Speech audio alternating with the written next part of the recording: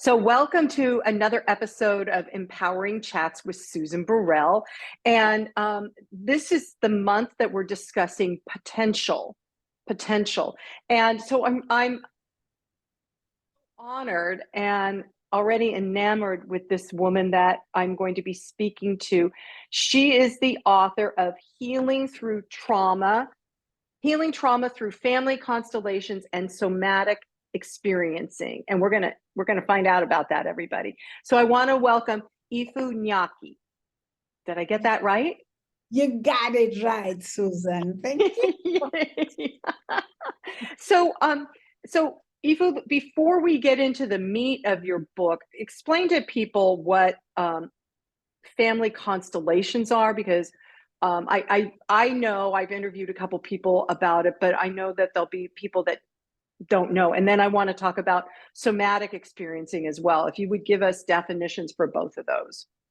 Okay, very good. Thank you. So family constellation is a very new modality. At the same time, it's well known to our ancestors, where we connect with our ancestors in healing trauma.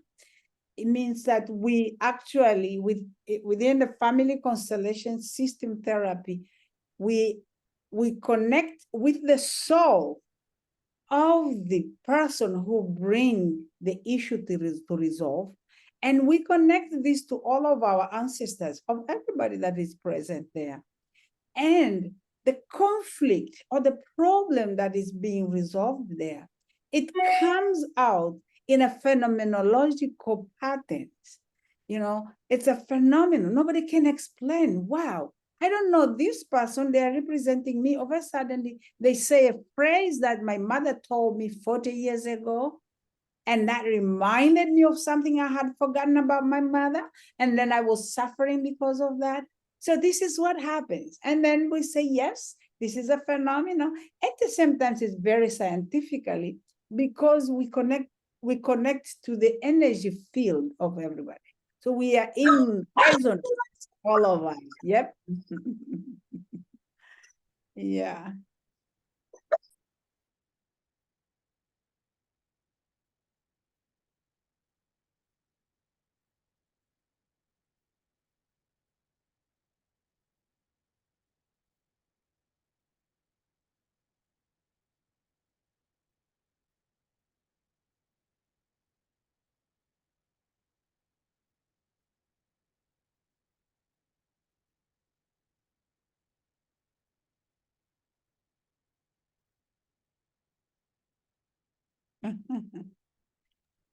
I am so sorry. Now, you've heard one of them has a very big voice.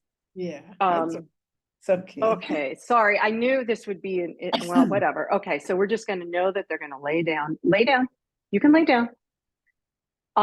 Okay. So if we could go back to the healing and the energy that happens during a family constellation.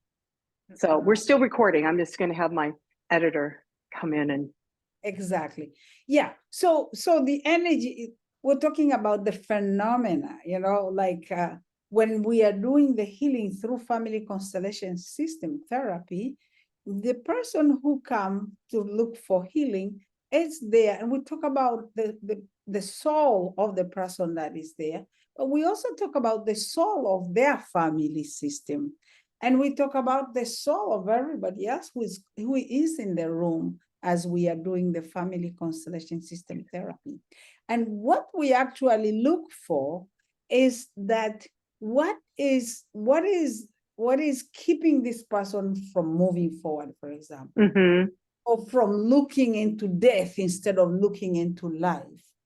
And we find it in belief system, we find it in attitudes, we find it in a phenomenon connected to the families of our ancestors, that some event could have happened where somebody was excluded, for example. One of our ancestors, maybe they didn't behave the way they should behave in the family, right? Because we have a lot of right and wrongs. And that person was like told, okay, you don't belong to this family because you're shaming our family. So they're moved out. Now, when you do that, it's nature of the things of life that the family disorganizes itself. There's a balance, there's a lack of balance in the family. So what happened that a person of the later generation will also go to that destiny of that person who was excluded. And they keep on searching, because the reason they're doing that, they are looking for balance. They're looking for equilibrium. And they will behave exactly just like that person who was excluded. And so it sounds to me like there's because of the ancestral lineage, if one person, like you were saying, if one person gets pushed out of the place in their family, right, then future generations that are born begin to, they're seeking how to fulfill that person's mission because it didn't get fulfilled. Exactly. Oh my goodness, that just opened up my brain. Hold on. Hold on. Yes.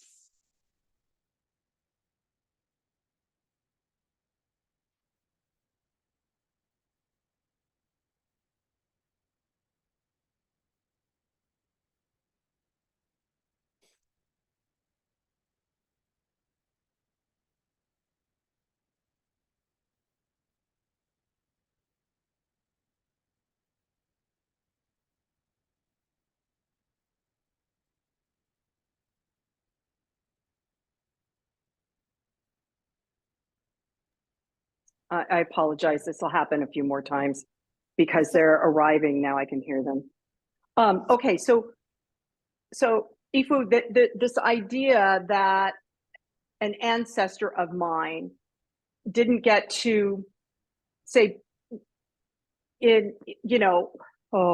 generations ago, perhaps I had a female ancestor who wanted to be an architect. Right. But 100 years ago, that wasn't okay for women. So then there's a constant energy system that's trying to push forward through the lineage to get someone to complete that. Right. The only problem is, now when this person in the newer generation wants to complete it, they can never do it exactly the way the other person will have done it. And therefore, I will be taking a place of this ancestor, but my destiny will be left aside. So I might seek to become an architect, but my destiny was made to become a doctor. I see. Wow. So then I get lost there. Yeah. And that happens to either to one who was excluded, somebody who was excluded because they were drug addicts, for example. So then somebody else from the later generation become an addict also. It could be the same drugs or could be anything else. And then, like they feel comfortable with it, but it's like mysterious and everybody's worried, but they cannot find a solution. But once this person come to our sessions, we actually help them, and the soul, the movement will take us way back there. And then when you are able to honor the place of that ancestor and let that ancestor take their own destiny, then this new person of the new generation here will be liberated from drug addicts. Yeah. Oh my goodness. So to me, part of what I also heard you say, Efu, is because I believe that spirit is energy. Energy is dynamic. It's always flowing. And so spirit is when that blockage or a disconnect is revealed, then that takes that blockage, just like a river flowing, it moves it so that then the whole family realigns. Yes, exactly. It goes back to balance again. And everybody's relationships are kept well. Otherwise, before that, there's a sense of conflict and tragedies and all those things until we are able to bring it back again to equilibrium. Okay, so and we're going to talk more about that in a minute, you guys. But so just so to be clear, in case anybody listening wants to explore family constellation healing work, it is done in a group live, right? You need to have people in the room and they represent different people in your family, something Yeah. like that. Is that right? Am I understanding that? Yes, yes, yes, yes. Okay. That is the main way of doing it. But in the evolution of the work, Bert Hellinger himself allowed people, especially the psychologists who wanted to integrate this method in their work and different people, that you can also use it in your office. You can use it in your, in your individual settings. And so instead of using people, you use images, you use objects, you use drawing, and it takes the same amount, the same way. The object, it really manifests that energy that needs to be brought into a place so that the person can heal their trauma. Mm-hmm. Wow, So it's fascinating to me. it is fascinating, I tell you. So that way, and then of course with pandemic situation, I learned how to do it online also. So I do it online. Oh, fabulous. With drawings and everything, and for so many results that we have. People find solutions for their conflicts and their traumas and so many things. So it works. Oh my gosh. And I say that in the book too. Yeah. So because you brought up equilibrium and balance, can we talk? I'm jumping ahead, Efu, into your book. I'm just jumping, and we'll go back to talk about somatic experiencing. But you have a chapter called The Orders of Love. Yes. I love that chapter. I love that chapter. I'm in that chapter. You wrote me in that chapter. And you guys, the reason why I love that chapter is because as I was saying to you before we started recording, Efu, that there is a system of balance that we as cultures and global humans, I think, have put out of balance because of all of what we're seeing now, the wars and stuff like that. But there is such a simple balance, and you call it the orders of love. So let's talk about that. Okay. Yes, really, family constellation system therapy, it's based on these 3 orders of love. I always explain that at the beginning of any session that I'm doing, and in the middle of it, at the end of it, we explain. And these 3 orders of love means that for the love to flow, yes, love is always there. We always love. We see it there. But for it to flow, we need to actually, first of all, respect or honor those who come before us, reverencing those who come before us.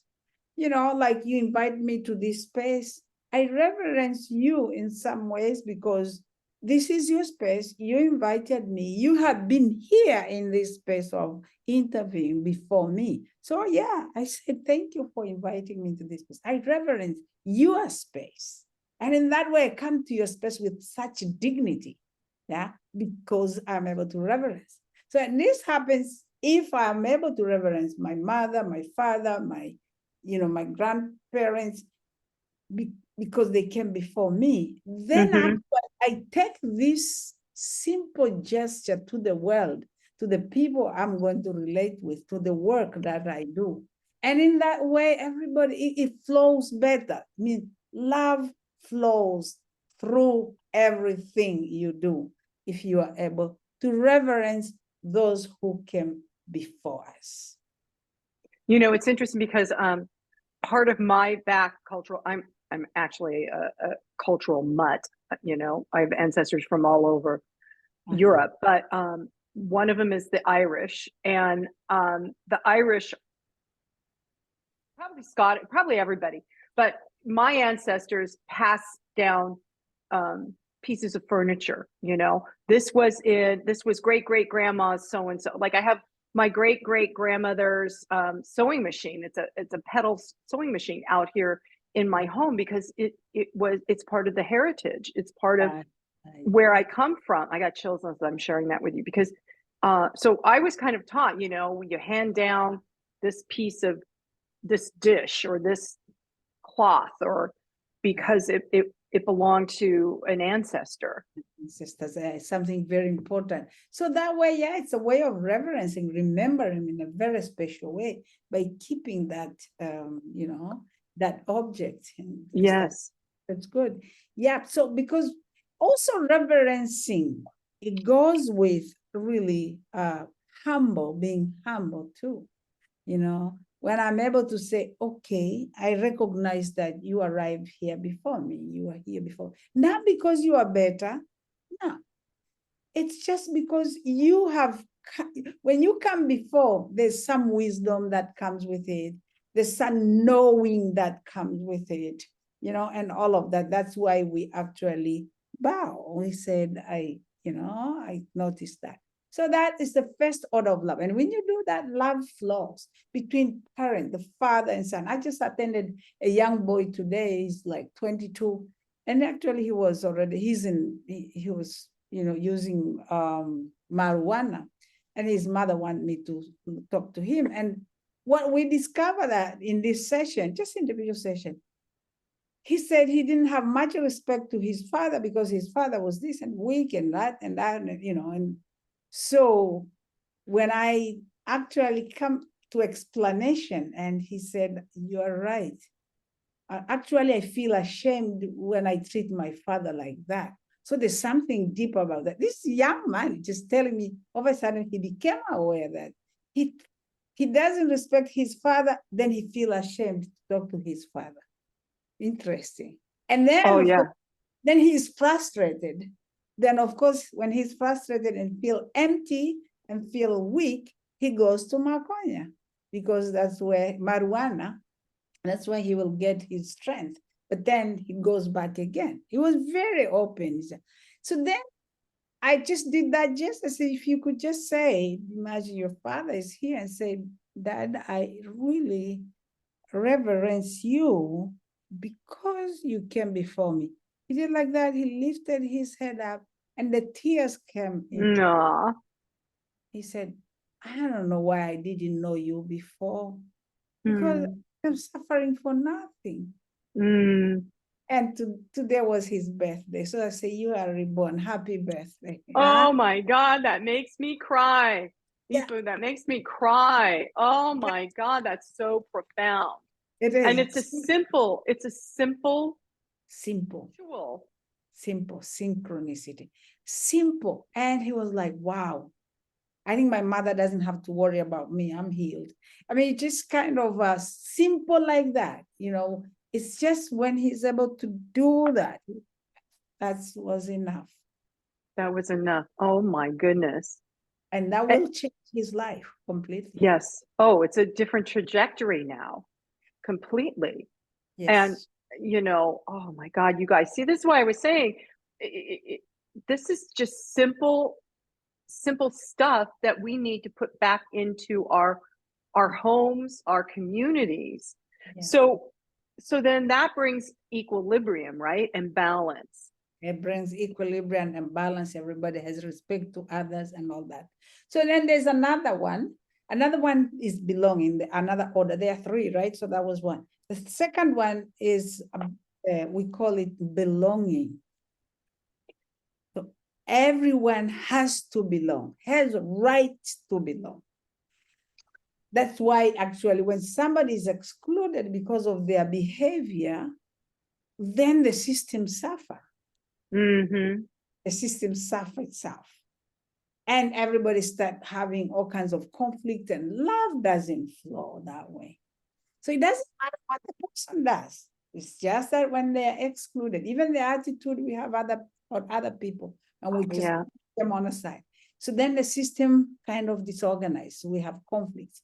So when we are able to actually bring that person back into the system, the whole system breathes again. everybody feels good, everybody feels well. Yeah, and so we really emphasize this because there's so much exclusion because of all of our attitudes and all of the whatever and things that we do. So for love to flow, everybody has to be included and belonging in their own rightful place. Yes. And you- you know, Efu, I talk about this a lot about the new, what I'm calling the new system for living, the new paradigm that is being birthed on the planet right now. And it is about everybody having a place on a circle where everybody sees each other, they respect each other, they reverence each other, they allow each other to belong. And it's so important because it's especially, I've always felt like an outsider. I've always felt like in my own family. Now we can talk about that another time, Efu, but another time.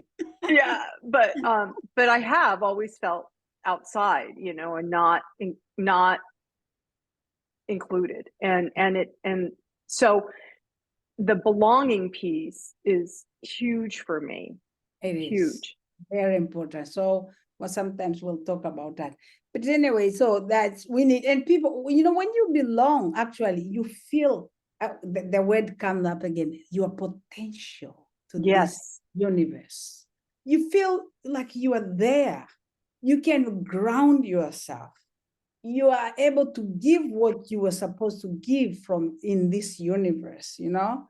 So there's you just potential, you know, your potentiality. You are there. Because you belong. When we don't belong, we kind of roam around and do this and do that and move on, but we don't feel comfortable. Right. Yeah. Right. Yeah. That but is you also talk about in the balance section of the Orders of Love, this is where I felt like you talked about me. I'm probably throughout this whole book. You just knew me before you wrote the book, I'm sure. But so you say in the book, children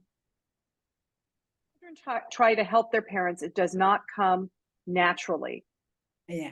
To do this, they have to work harder than usual. They will have to tense up their muscles in order to cope with such a burden. They are constantly in mysterious pain since the actual pain does not belong to them.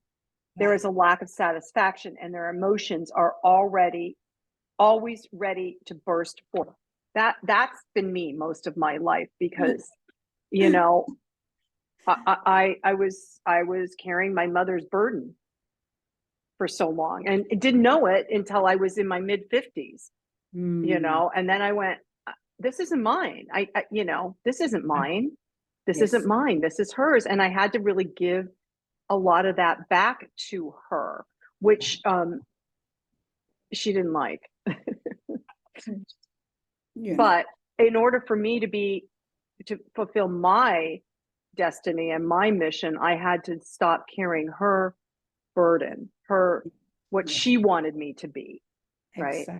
Exactly. Yeah, you're very right. So, and that is the order we call about balance between receiving and giving.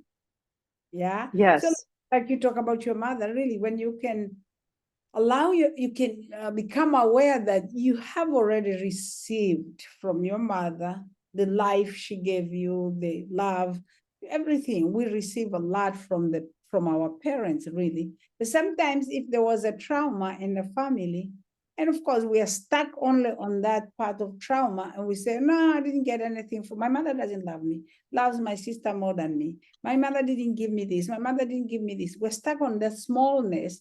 But really, when you look at life, it's everything, right? Yeah. Its own potential too. So when we don't allow ourselves to receive what has been given, then we become needy. So then we begin to try and give the parents everything. We want them to be happy because we want them to love us. I mean, love us. They already love us, but we want something we want from them that we don't even know what we want from them. Yeah. So, and when we go to other people, we do the same thing. Yeah. So But if we actually we are able to acknowledge what has been given, and that's what we call receiving or drinking of it, drinking everything that was given, then that balances in a way that when you go out, you are able to give without getting tired. You give like, the fountain, the fountain. Yes.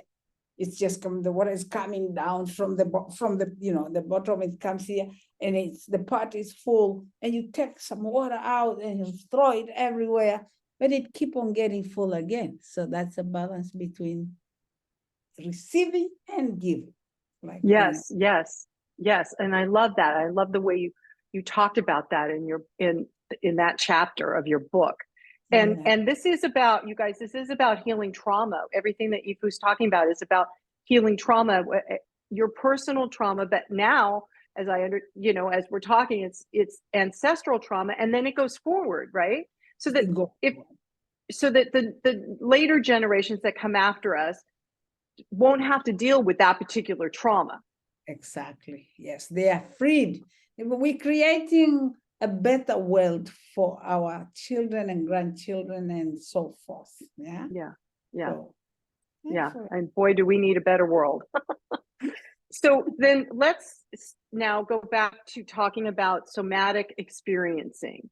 And would you explain to everybody what the somatic work is?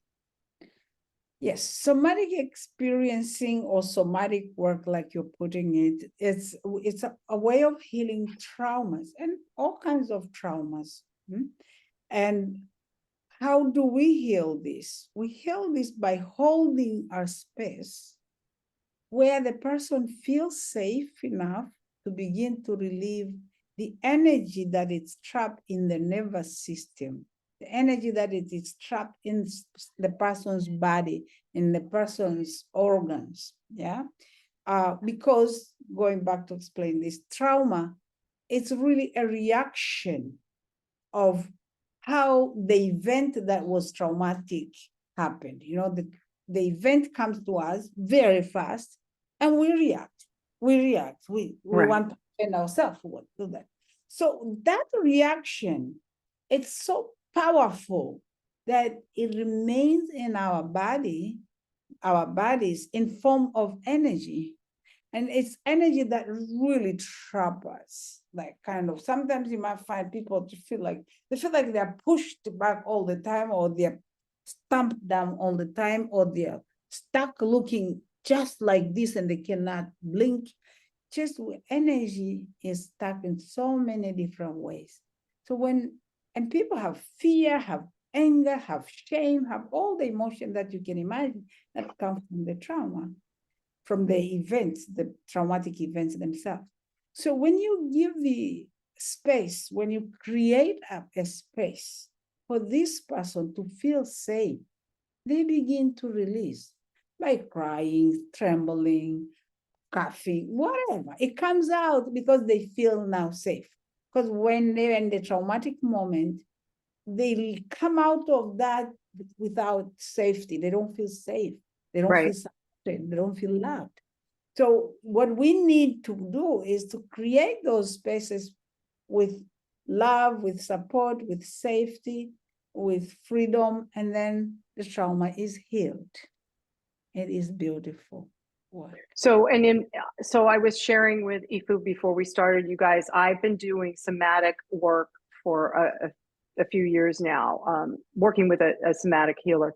And it is about checking in, becoming aware. Okay, so this is something I didn't know, Efu, before this, but I had lots of trapped emotions like rage, unexpressed anger, caught in my body that was out picturing as, joint pain or whatever.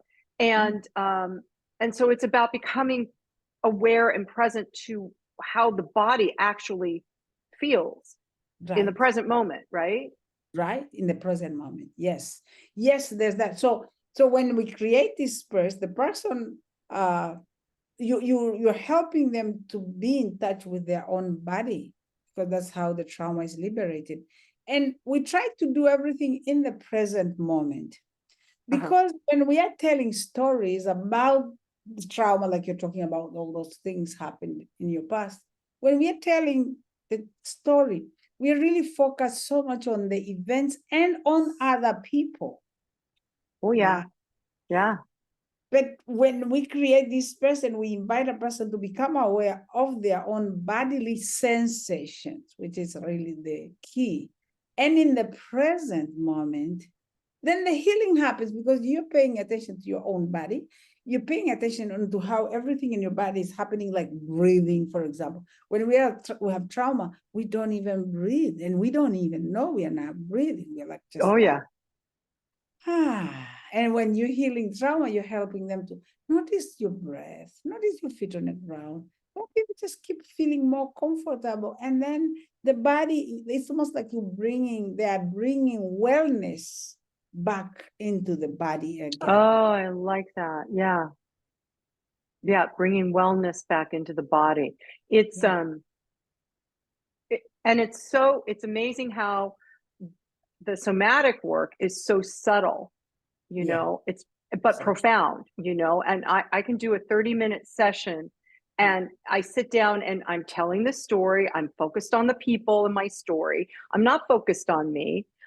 But when I'm done with that 30-minute session, I'm in my body. I feel connected to my heart. I'm breathing better. You know, it's like, and then all that, whatever, anger, anxiety, whatever it is that was part of that story is no longer needed. It's not there. No more. You don't need it. People talk about the event that we keep repeating it because, like, you know, and then you don't get anything out of it because we are only focusing on the cortical brain that really make a lot of meanings, that judge very fast. But when we go into the body, we release all that energy, anger, rage. And actually, after we are able to release all this energy, we don't have any need to revenge anymore. Yes. That's really good too. Yeah. That's really good. We don't need to be vengeful. Because the energy, the fight energy in our muscles is already liberated. So we relax, we are happy, we feel comfortable. We look at the other and say, oh, well, go on. That's okay. Yeah. It does facilitate forgiveness on multiple levels because man, there's a lot of people in the world right now, Efu, and different places that need this somatic kind of healing. They need to be liberated from revenge. Yeah. Oh my gosh. So, tell me, when you work with people non-locally now on Zoom, how can they get to you? Do you have a website they can maybe make an appointment with you? Yeah, I have website. In the website, they can find the telephone number there. I mean, that my telephone number, my email. Yeah. And the website is www.healingtraumawell.com. Okay. And we'll have that in the show notes, everybody. So Efu, the book is called Healing Trauma Through Family Constellations and Somatic Experiences. You guys, there's some lovely, you tell some stories about your family of origin. Can you talk about that? The last name, Nike? Nyaki. Did I say it right? Nike. So Nyaki. Tell everybody what your family of origin, your history about that. Right. So yeah, of course I was born and raised in Tanzania on the slopes of the mountain Kilimanjaro. Beautiful place. You invite everyone to go and visit there. Anyway, so you know, that there we have different clans, you know, it's one tribe, but then within the tribe there's different clans. And my clan is called Nyaki. Yeah. And that's come from that name, Nyaki.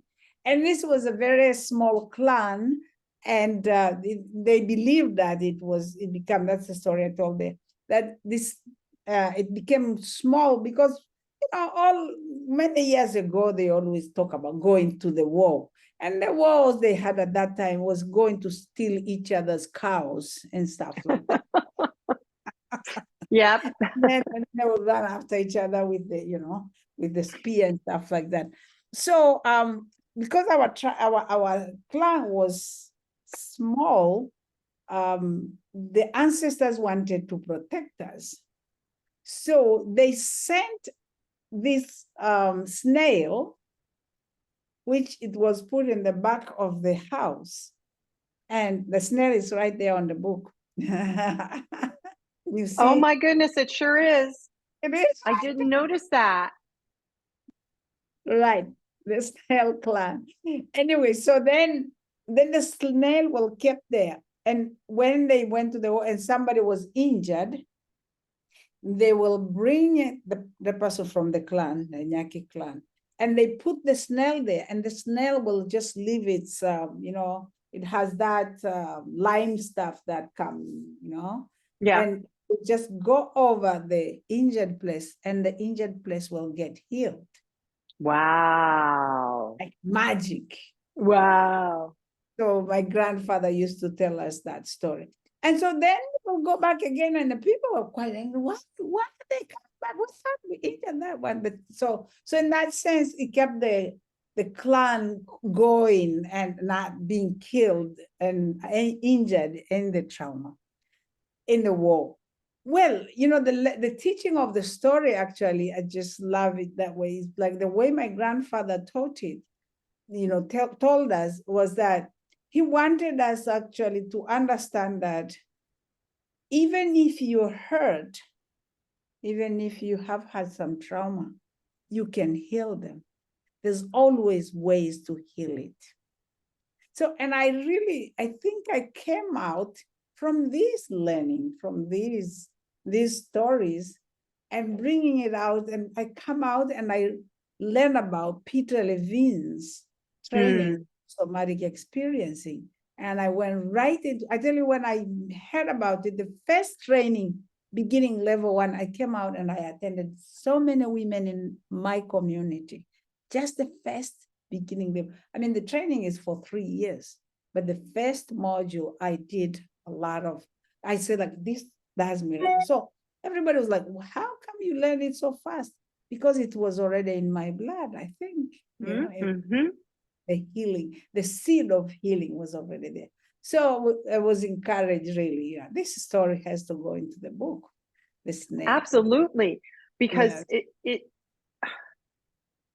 so you actually come from a clan of healers, and so this goes back to the whole family constellation thing. So somebody somewhere in your ancestry got out of the way, so you could just naturally go into that flow of healing and even more. And even more. Now I'm liberated to do even more, and I think they're happy because I bring them out to the world. Right. Yes. Oh my God, I have chills. Oh, thank you. Efu Nyaki, thank you so much. You guys, the book is worth reading through, and she's got exercises, really great, easy, somatic exercises at the end of chapters. So it's called Healing Trauma Through Family Constellations and Somatic Experiencing. Thank you so much for joining me. Thank you. Thank you for inviting me. I feel honored. Sorry. Yeah. I'm just going to end with, and so it is. Thank you so much. Wonderful. You can put up.